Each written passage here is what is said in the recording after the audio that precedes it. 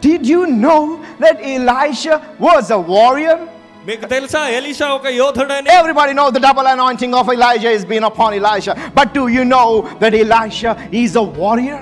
ప్రతి ఒక్కరికి తెలిసింది ఏంటంటే ఏలియా యొక్క ఆత్మలో రెండంతల అభిషేకం ఎలీషాకు వచ్చిందని. Elisha is a warrior. కానీ ఎలీషా ఒక యోధుడు. God is saying, దేవుడు I అంటున్నాడు, have chosen him.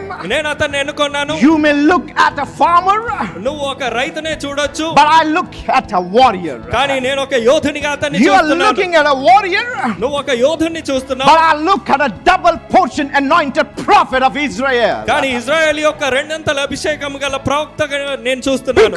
Because ఎందుకనగా there are three things in here. ఇక్కడ మూడు విషయాలు ఉన్నాయి. First thing is, మొట్టమొదటిది he's called.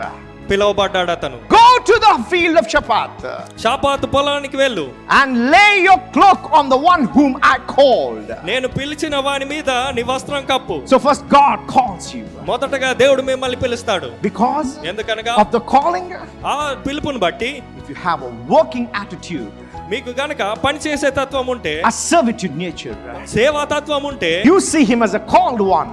మీరు పిలువబడిన వాడిగా వాడిని But చూస్తున్నారు. Elijah sees him as a worker. కానీ ఏలియా ఒక పనివాడిగానే But if చూస్తున్నాడు. you are a worker, కానీ మీరు ఒక పనివాడైతే I will turn him into a warrior.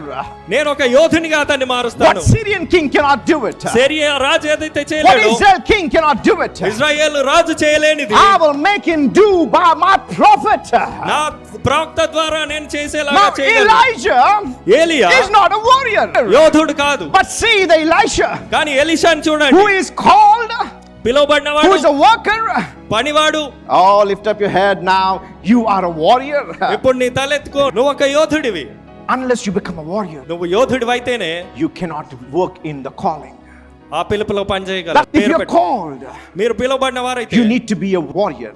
మీరు ఒక యోధులై ఉండాలి. But just because you're warrior, కానీ మీరు యోధులై ఉన్నంత you మాత్రాన should not forget for what you are. మీరు ఏమై ఉన్నారో మర్చిపోకూడదు. He is a worker. అతడు ఒక పనివాడు.